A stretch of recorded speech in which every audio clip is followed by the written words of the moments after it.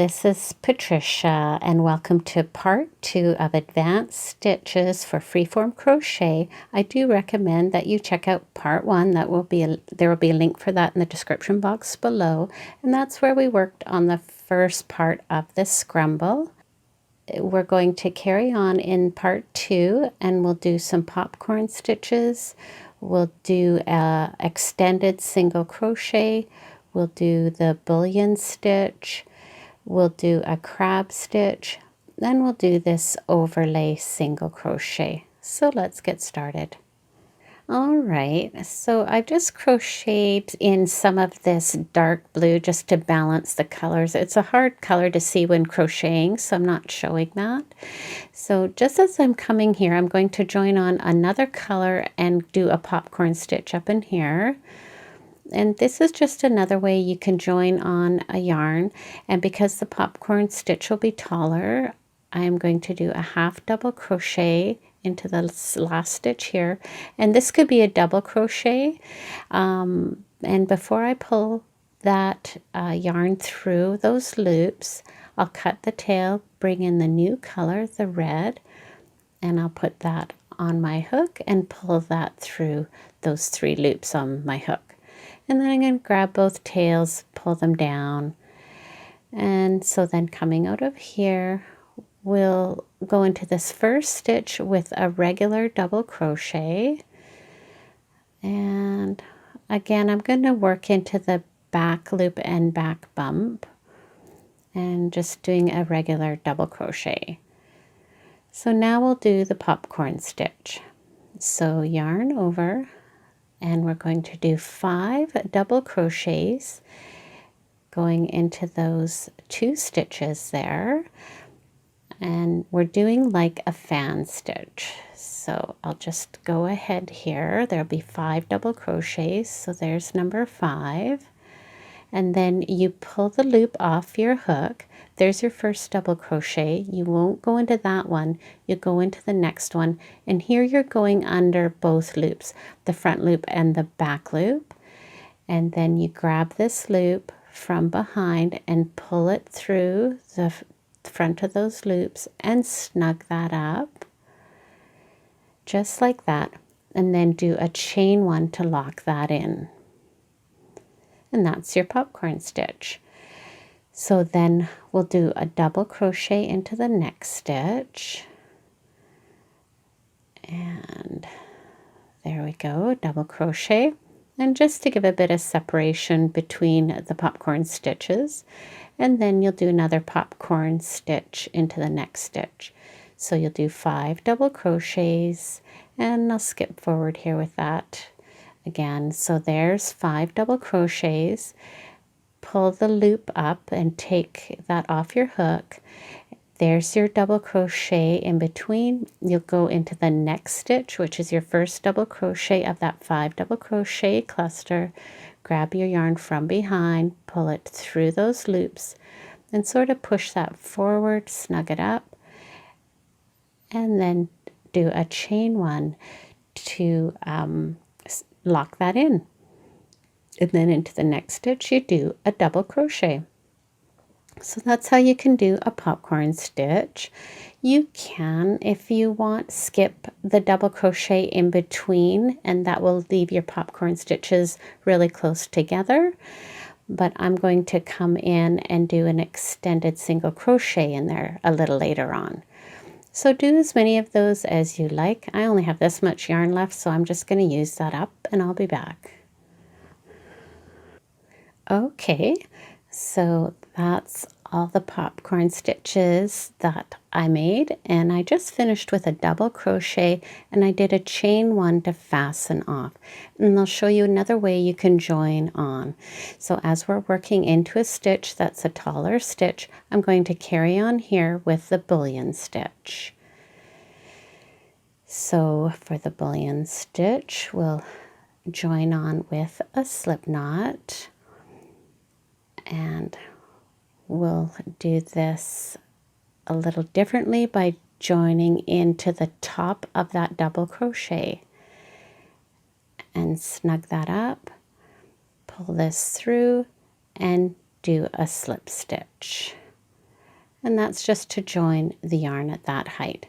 Now we're going to bring in our handy dandy modified tool. So you'll bring your loop up onto your shank there. The first one will be a little bit awkward. There we go. Then you'll wrap the yarn away from you. 1, 2, 3, 4, and 5 wraps. And you're holding that with your index finger nice and snug, and you're going down into the next stitch. And I'm going to go into the back loop and back bump as before. Grab your yarn from behind, pull that through and let that clip close, and then pull the yarn through all those loops. And there's a nice little bullion stitch. And then you want to open this up, get this onto that side, and then you'll just do a tall slip stitch to snug that up, or a chain stitch, I guess that would be. And then you bring this loop back down onto this modified shank and do 1, 2, 3, whoopsie, and 4 and 5. And you want to hold those quite firmly with your finger, and then go down into the next stitch, and I'm picking up the back loop and the back bump. Whoops, getting through all the plies there. Bring the yarn in from behind. Careful not to pick up any plies there. Oops. Okay, I just have to try that again. Excuse my hair. And pull that from behind. There we go. Free of any plies. Close this here, and then pull the yarn through all those loops. And just sort of straighten that out. And then you want to do a long chain 1. So I'll do that one more time. So 1, 2, 3, 4, 5. And you can do as many loops as you like. You can do more loops. You can do fewer loops. This is just what I'm doing. And there you go. You just pull that through and then do a long chain 1. And there we go. And you just have to fuss with those a little bit, but there you go. That's a very easy way to do your bullion stitch using this modified tool. So I'll do a few more, and then I'll come back and show you some more stitches. Welcome back. So I did a bunch of bullion stitches along here, and then as I came to this end, I went from 5 wraps to 4 wraps to 3 wraps to 2 wraps, just to taper it down. And then I finished off with a single crochet, and then joined the green and did some simple single, half doubles, trebles, and doubles, just to create a bit of a body on this side. Now that we're on this side here, I will show you an extended single crochet stitch that is perfect to do between popcorn stitches or berry stitches. So I've just done a single crochet there. So I'm going to go down into the base of this stitch here and put the hook in to the back. I've got some other yarns back here, so I have to be careful. Grab the yarn from behind, pull that through, and pull that loop up nice and long on your hook, and do a single crochet. And then you'll single crochet along the back of this popcorn stitch as best as you can. You can do 2 stitches depending on where you are in your motif. You may have to do more. And here we are where that double crochet is in between. We'll go down into the base of that double crochet from the previous row, grab the yarn from behind, pull it through, pull it up nice and long, and do a single crochet. And then do a couple of single crochets in behind this popcorn stitch, and you may have to do 3 back here depending on your motif. And then you're at this double crochet here, go into the base, pull your yarn from behind, pull it up nice and long, and do a single crochet. And you can see how that very nicely frames the popcorn stitch and creates another layer of texture. So I'm going to do that all the way around to here, and then I'll fasten off, and there's a couple of more stitches to do yet. Welcome back. So next we're going to do another textured stitch, and I've darned in all my tail ends and I've pressed it from the back using a hand steamer. Scruples can get a little bit wonky because you're working with different textured stitches, so a hand steamer is great for that. So next we're going to do a crab stitch, so you can start with a slip knot. And the crab stitches work backwards, and I'm going to work here and work this way. So I will join into my back loop and back bump and join on with a slip stitch. Flip that over and do a slip stitch. Now what you're going to do is you're going to spin your crochet hook and turn it in this direction and work into the stitch behind where you joined in. Where you joined on, and I'm just going to go into the back loop because this is a bit of an awkward stitch to do. I'm not going to do the back bump as well. I'm just going to work into one stitch. So then you'll yarn over, pull the yarn through, and you want to be really careful so that you don't pull that loop through this loop on your hook. You want to have 2 loops on your hook, yarn over, and pull that through 2 loops, and that's a single crochet. And you want to keep the stitch on your hook quite loose, and then you'll spin your hook around, and if you want to go under both stitches if you want, but I think going under just the one loop is the best. Put your hook through, yarn over, pull that through the stitch. Again, it's a little bit tricky, keeping 2 loops on your hook, yarn over, and pull through 2 loops.